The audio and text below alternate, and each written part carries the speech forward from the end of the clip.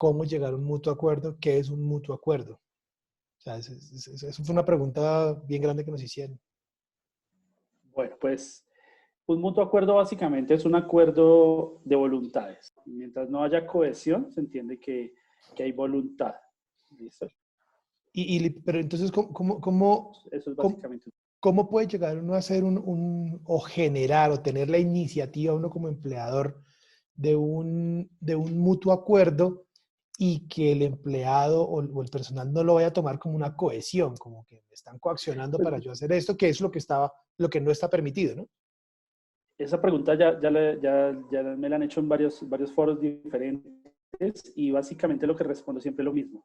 Lo que debe primar antes del mutuo acuerdo es que el empleador, en este caso nosotros los empleadores, seamos muy sinceros y muy francos en el manejo de la información con los empleados.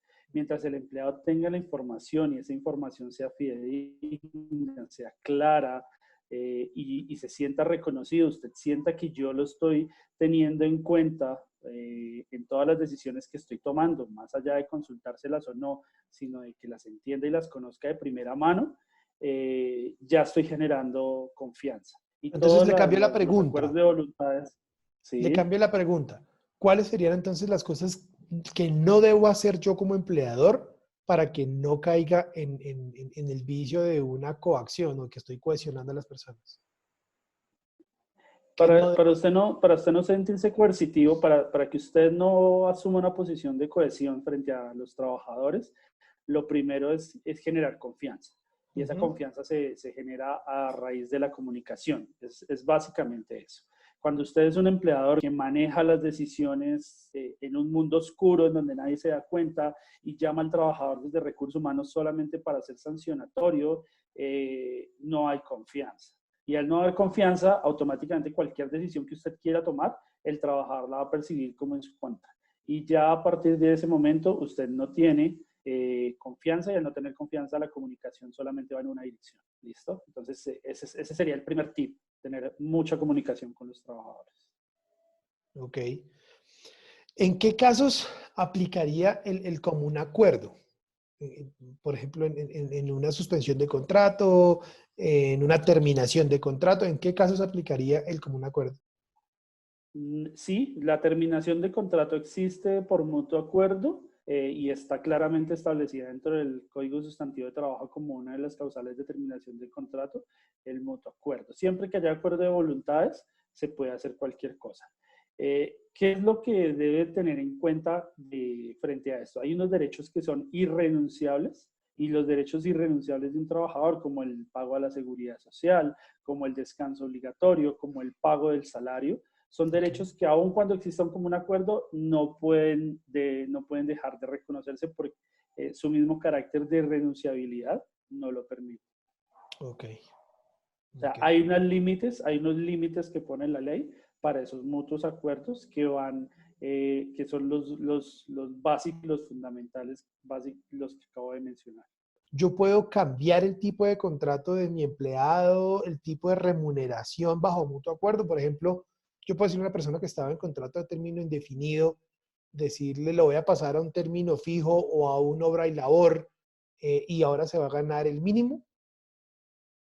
Entonces, ahí hay dos cosas diferentes que tenemos que ver y en ambas la respuesta es no. Usted no puede cambiar la naturaleza de un contrato porque los contratos son documentos que se firman entre dos personas, un contratante y un contratado, en este caso hablando en términos laborales, un empleado y un empleador, y tienen una naturaleza. La naturaleza es el tipo del contrato que está a término fijo, a término indefinido, a término obra-labor, etc. No pueden haber desmejoras en la parte laboral de un trabajador. Si usted contrata a un trabajador bajo unas condiciones, esas condiciones no solamente están pactadas, sino que además son mínimas. Quiere decir que usted puede hacer cualquier cosa hacia arriba, es decir, en favor del trabajador, pero no hacia abajo, en detrimento del mismo. ¿Qué pasa si yo no tengo plata, pero si necesito a los trabajadores y debo llegar con ellos a un famoso mutuo acuerdo? ¿Qué pasa si yo no tengo plata, pero si los necesito? E igualmente, ¿qué pasa si no tengo plata y tampoco los necesito? Eso quiere decir que ni siquiera para la seguridad social de la suspensión del contrato tengo. nosotros como empleadores siempre tenemos que velar porque todas las decisiones sean favorables para el trabajador. En este caso, bajo el primer escenario, que es no tengo plata, pero necesito a los trabajadores, lo que yo debería hacer al no tener plata y necesitar a los trabajadores es buscar al trabajador, llegar a un mecanismo de mutuo acuerdo, contarle toda la situación en la que estamos pasando, que además es evidente, pero ser tal vez un poco más específico con datos, con cifras que puedan sustentar mi tesis, y decirle, mire, no tengo plata, pero lo necesito. Vamos a hacer acuerdos, como por ejemplo, una disminución en el pago de su salario, que no necesariamente, y ojo a lo que voy a decir, no es la disminución de su salario básico, no, es una disminución en el pago. Es decir, yo hoy y tienen que ser acuerdos obviamente que O sea, es tengan como financiarle una naturaleza, exacto, es como ¿Y eso es legal? no ¿Eso es completamente legal? financiarle yo a usted su pago. Vuelvo y le digo, entonces, aquí vamos al primero a partir de la premisa de que no existía una contingencia como esta, no hay un precedente, entonces se van a empezar a crear. Y esa creación depende primero que usted respete o que nosotros los empleados respetemos a los trabajadores y respetemos sus ingresos. Ojo con el procedimiento que voy a decir. Que es lo que uno debería hacer bajo una situación tan particular como esta, en donde no tengo plata y necesito a los trabajadores. Pactemos que yo voy a disminuirle su salario, no su salario, el pago de su salario completo no lo voy a hacer completo como estoy obligado a hacerlo. Ojo, estoy obligado a hacerlo, sino voy a pagarle mediante un acuerdo entre los dos, entendiendo usted que mi situación es precaria en este momento porque no estoy recibiendo la misma cantidad de ingresos.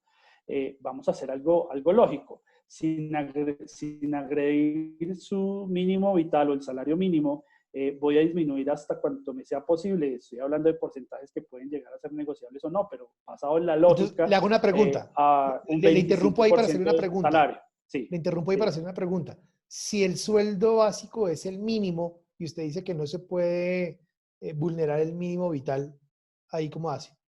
No, definitivamente ahí no hay lugar para este tipo de Ok. concertaciones porque si necesito el trabajador, pues tengo que buscar como mínimo el dinero suficiente para poder sostener mi nómina. Ahora, hay otros mecanismos como los que está ofreciendo el gobierno mediante préstamos con Bancoldex, con unas tasas súper interesantes y con unos periodos de gracia iguales o superiores a 6 meses, que pueden ayudar a financiar un poco este momento.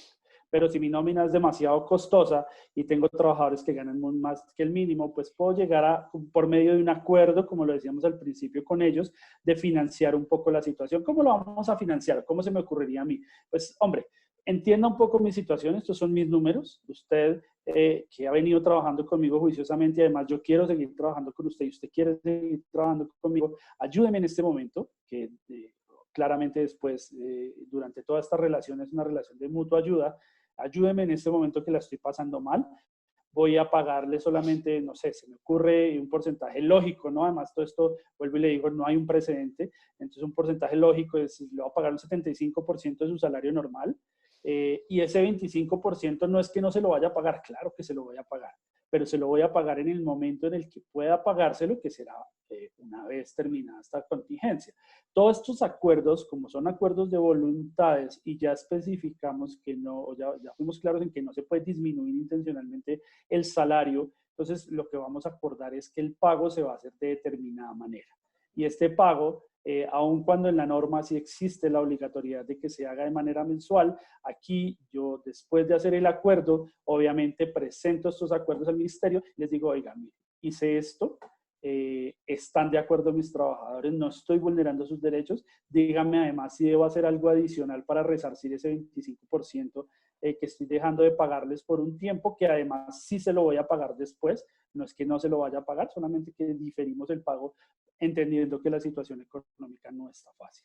Ese sería como una solución salomónica dentro del marco legal, tal vez apelando a mucho manejo normativo, pero que puede dar un poco de solución y de respiro a ese primer escenario que es que no tengo dinero, pero necesito a los trabajadores. Ojo que en este momento muchas de las personas entienden o empiezan a buscar en toda la parte normativa y a ser muy recursivos y empiezan a ver el destajo como un tipo de contrato y es un error muy común que se ve mucho en todos los No es un negocios. contrato. No, el destajo no es un tipo de contrato. Ok. Se habla de destajo como una manera el destajo es un tipo de remuneración, pero las obligaciones del trabajador siguen siendo las mismas. La jornada sigue siendo igual. Las obligaciones mías como empleador son las mismas. Si el trabajador se queda 2 horas más, tengo que pagarlas como horas extra. Así el trabajador esté produciendo el destajo. ¿Sí?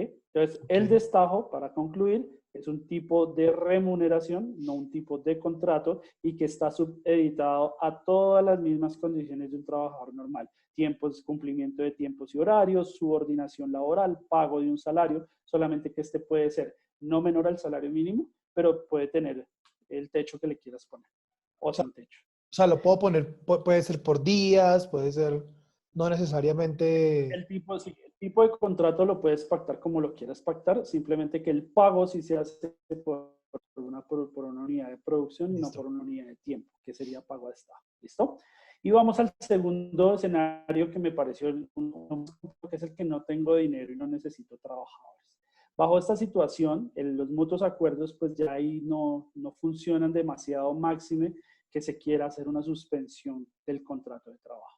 Y ahí hay que ser muy, muy cuidadosos porque las suspensiones por fuerza mayor o por caso fortuito, las autorizaciones las exige la ley 50 que se hagan ante el Ministerio de Trabajo. Entonces yo debo reportarle al Ministerio de Trabajo, me vas a decir, no tengo tiempo para hacer ese procedimiento, se puede demorar 3 o 4 meses, claro, y esto es urgente.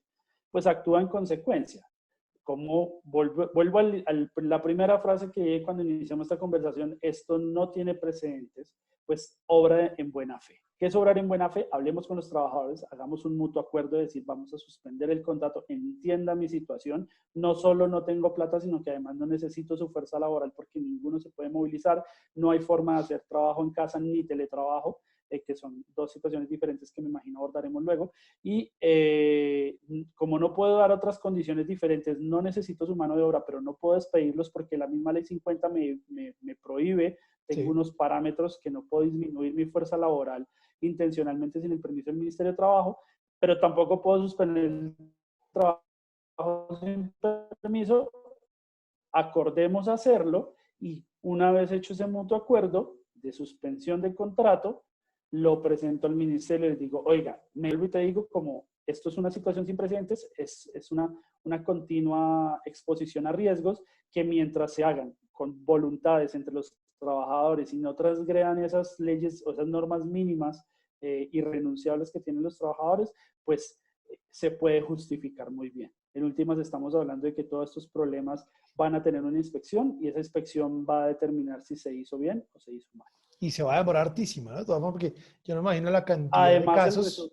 Además el resultado va a ser bastante tardío. No obstante, el Ministerio de Trabajo sacó una circular que fue, creo, la 022 y establece que va a haber una supervisión específica sobre todas las empresas, los despidos, la cohesión a tomar licencias no remuneradas y a tomar vacaciones intempestivas, todo lo que es la cohesión a decisiones. Entonces, mientras usted coarte los trabajadores a que tomen decisiones, pues definitivamente va a tener el ministerio encima. Si usted lo hace, tiene la confianza de sus trabajadores, se ganó la confianza y hay un mutuo acuerdo, hay una voluntad entre partes, todo es mucho más armónico y con seguridad que un proceso entre el Ministerio de Trabajo, que seguro lo vas a tener, va a ser mucho más tranquilo y el resultado tal vez va a ser mucho más satisfactorio para todos. Ok. Yéndome un poquitico a su parte de experticia de seguridad y salud en el trabajo, tengo en este momento una persona con COVID-19 o muy seguro de que lo tenga. ¿Qué pasa? ¿Qué se debe hacer?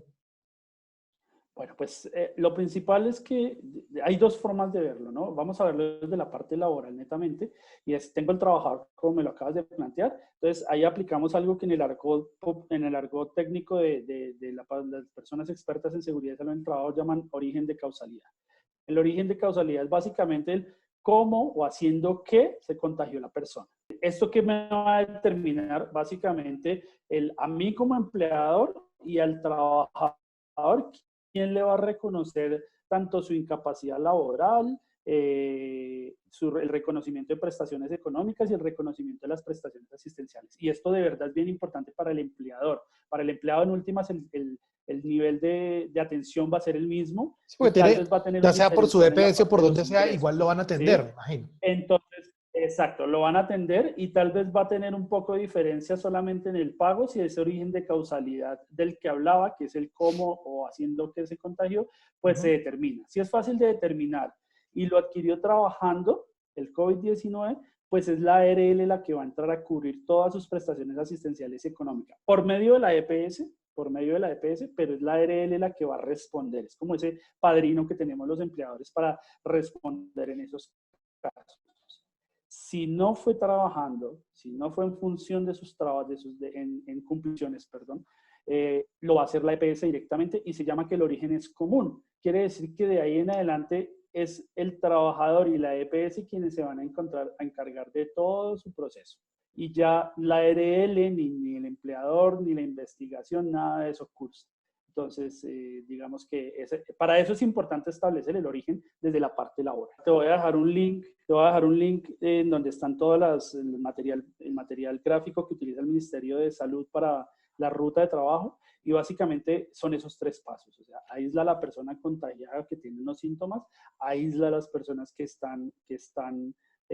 tuvieron un contacto demostrable con esa persona y llama al ministerio. Ellos ya de ahí en adelante se encargan de manejar sus protocolos. ¿Cuáles son? No lo sabemos, lo saben ellos, solamente ellos lo saben. Y como ellos son los que saben, pues zapatero a tus zapatos, que ellos se encarguen del tema, ellos te dirán si lo sacan, lo trasladan, lo mandan para la casa, ya digamos que es un seguimiento del Ministerio del Trabajo.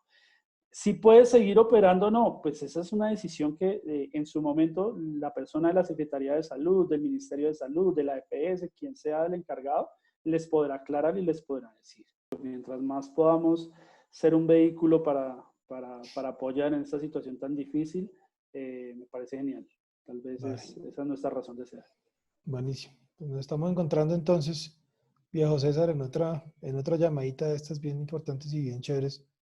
A ver qué más ha dicho, ¿no? Esto, como dijimos la vez pasada, cambia, itera a toda hora y lo único que hay que hacer es como estar muy pendiente de qué hay que hacer. Listo. Bueno, César, mil gracias. Un Nos vemos abrazo. más tarde. Chao, chao.